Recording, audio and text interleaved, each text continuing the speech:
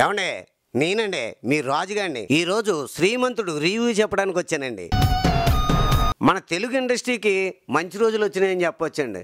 మొన్న బాహుబలి రిలీజ్ అయిందండి, బాక్స్ ఆఫీస్ని బోతలు కొట్టిందండి. నేడు శ్రీమంతుడు రిలీజ్ అయిందండి, ఇటు నిర్మాతల్ని అటు బయ్యర్ని అటు డిస్ట్రిబ్యూటర్ని శ్రీమంతులను చేసిందండి. ఈ శ్రీమంతుడు సినిమా టైటిల్ అండి మహేష్ బాబు గారికి కరెక్ట్గా సరిపోయిందండి.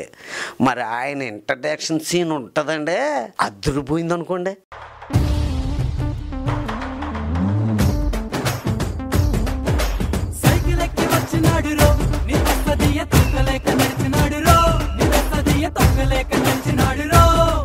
ఏమండి ఇంతకీ ఈ శ్రీమంతుడు కథ విషయానికి వస్తాయండి. మన హీరో మహేష్ బాబు ఒక 25,000 కోట్లకి అధిపతి అండి. కానీ అతనిలోనండి ఎవరికైనా మేలు చేయాలనే ఒక మంచి గుణం ఉంటుందండి. ఆ టైంలో తన తండ్రి జగపతి బాబు గారు ఒరే ఈ బిజినెస్ అంతా చూసుకోరా అని చెప్తాడండి. ఈ బిజినెస్ కాదు ప్రజలకి ఏదో రకంగా సహాయం పడాలనే తాపత్రయంతో మన హీరో ఉంటాడండి. మన మహేష్ బాబుకి అండి హీరోయిన్ శృతి హాసన్ పరిచయం అవుతుందండి. ఆ పరిచయంతోనండి తన సొంత ఊరు దేవరకొండ అని తెలుసుకుంటాడండి. ఆ ఊరు బాగు చేద్దామని చెప్పి ఆ ఊరిని దత్తత తీసుకుంటాడండి. ఓ పల్లెటూరు నిన్ను రెండు చేతులతో కౌగిలించమని పిలిచినదా, నీ పేరు వినగా కలలు కొరకై అడుగువై పద పదరా. ఈ ఊరిని మంచి చేసే టైంలోనండి ఇతను మంచి పనులకు కొంతమంది దుర్మార్గులు అడ్డుపడతారండి. ఆడు ఊళ్ళోకి అడుగు పెట్టగానే ఆడి సైకిల్ లాక్కొని జేబులో ఎంత చిల్లర ఉంటే అంత తీసేసుకోండిరా.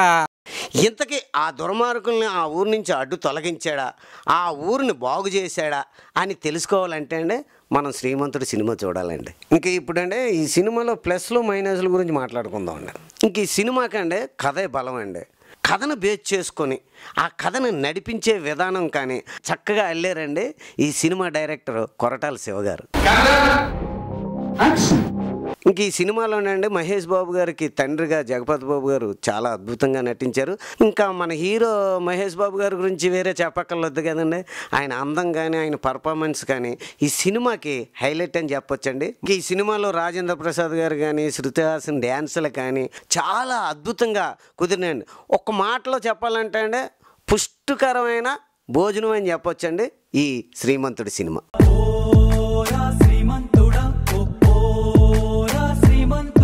శ్రీమంతుడి సినిమా సంగీత విషయానికి వస్తే దేవిశ్రీ ప్రసాద్ గారు చాలా అద్భుతమైన సంగీతాన్ని ఇచ్చారండి. ఈ శ్రీమంతుడి సినిమా కెమెరామెన్ మది గారండి చాలా అద్భుతంగా చాలా అందంగా తెరకెక్కించారండి. ఈ సినిమాలో ఇంకా మైనస్ల గురించి మాట్లాడదామండి. ఇంకా ఈ సినిమాలోనంటే కథ అయితే చాలా అద్భుతంగా ఉంది కానీ కథని కొంచెం బాగా సాగదీశారేమో అని జనం అనుకుంటున్నారండి. ఏమంటే సాగదీసినా ఏం చేసినా అండి కథలో బలం ఉండేటప్పుడండి జనం తప్పనిసరి చూస్తారండి. ఏమంటే ఈ సినిమాలో క్యాస్టింగ్ విషయానికి వస్తే అండి చాలా అద్భుతమైన నటులు ఉన్నారండి. జగపతి బాబు గారు కానీ సుకన్య గారు కానీ రాజేంద్ర ప్రసాద్ కానీ సుబ్బరాజు గారు కానీ మంచి మంచి నటులు ఉన్నారు. కానీ ఎందుకో వీళ్ళని సరిగ్గా వాళ్ళు ఏదేమో అనిపించిందండి. రాజుగారు ఇప్పుడు మీ మనసులో మాట చెప్పండి. మనసులో మాట అంటే ఏముందండి, పాత చింతకాయ పచ్చడి కొత్త డబ్బాలో వేసినట్టు ఉందండి. ఆ రోజుల్లో పాత సినిమా కథలన్నీ ఇలాగే ఉండేయండి. రాజుగారు మనసులో మాట చెప్పమన్నారని చెప్పామండి. Please subscribe our YouTube channel.